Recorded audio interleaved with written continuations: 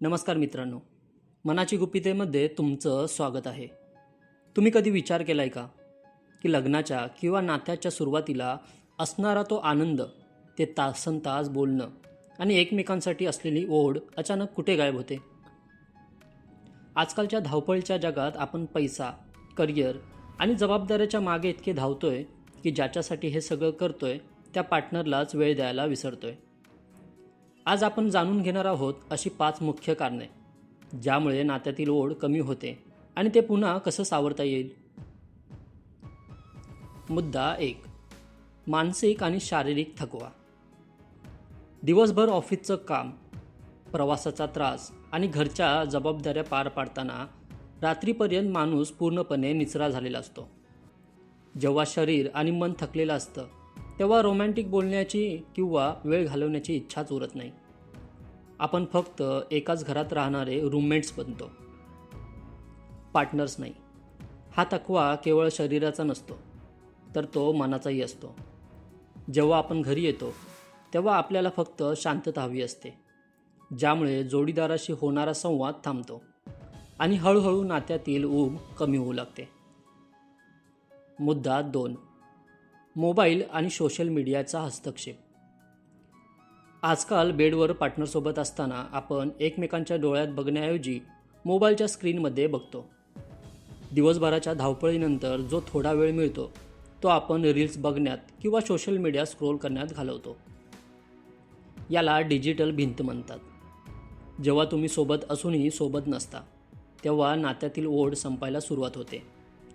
Social मीडियावरील इतरांच्या perfect आयुष्याची स्वतःच्या नात्याची तुलना करणं हे रोमांस कमी होण्याचं एक मोठं सायकोलॉजिकल कारण आहे. मुद्दा 3. जबाबदाऱ्याचं ओझं आणि साचेबद्ध आयुष्य. सकाळी उठल्यापासून रात्री झोपेपर्यंत एक ठराविक साचा तयार होतो. डबा, ऑफिस, मुलं, घर खर्च या चक्रात आपण इतके अडकतो की नात्यातलं सरप्राईज किंवा नवीनपण हरवून जातं. जेव्हा नातं फक्त जबाबदारी बनतं तेव्हा त्यातला आनंद निघून जातो. आपण एकमेकांना गृहीत धरू लागतो.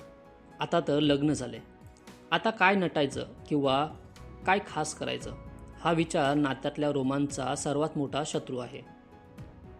मुद्दा 4. क्वालिटी टाईमची कमतरता. धावपळीच्या आयुष्यात आपण क्वालिटी टाईम आणि क्वांटिटी टाईम यातला फरक विसरतो. दिवसभर एकाच घरात असणं म्हणजे वेळ देणं नाही. जेव्हा तुम्ही एकमेकांशी मनापासून बोलत नाही, एकमेकांचे विचार ऐकून घेत नाही, तेव्हा नात्यात संवाद कमी होतो. संवाद कमी झाला की गैरसमज वाढतात आणि जिथे गैरसमज असतात तिथे रोमांसला जागा उरत नाही. धावपळ ही वेळेची नसते, तर प्राधान्यक्रमांची असते. आपण कामाला महत्त्व देतो, पण नात्याला वेळ मिळेल तेव्हा बघू या कॅटेगरीत टाकतो. मुद्दा 5. वाढत्या अपेक्षा आणि कमी झालेली प्रशंसा. सुरुवातीला आपण एकमेकांचे लहान लहान गोष्टींचं कौतुक करतो, पण धावपळीत आपण फक्त एकमेकांच्या उणिवा काढायला लागतो. तू हे केलं नाहीस, तुला वेळच नसतो, अशा तक्रारी सुरू होतात. जेव्हा कौतुक कमी होतं आणि टीका वाढते तेव्हा मनातील ओढ आकसते. सायकोलॉजी सांगते की ज्या नात्यात कौतुक नसतं तिथला रोमांस सर्वात आधी संपतो. कामाच्या ओझ्याखाली आपण हे विसरतो की समोरच्यालाही प्रेमाच्या 2 शब्दांची गरज आहे. मित्रांनो, धावपळ तर आयुष्यभर राहणार आहे, पण माणूस एकदा हातचा गेला की पुन्हा मिळत नाही. दिवसातले फक्त 15 मिनिटे मोबाईल बाजूला ठेवून एकमेकांशी बोला, जुन्या आठवणी काढा आणि एकमेकांचे आभार माना. रोमांस म्हणजे फक्त फिरायला जाणं नाही, तर एकमेकांच्या अस्तित्वाचा आदर करणं आहे. तुम्हाला काय वाटतं? तुमच्या नात्यातही धावपळीमुळे अंतर आलं आहे का? कमेंट्समध्ये नक्की सांगा. व्हिडिओ आवडला असेल तर व्हिडिओला एक लाईक नक्की करा. धन्यवाद.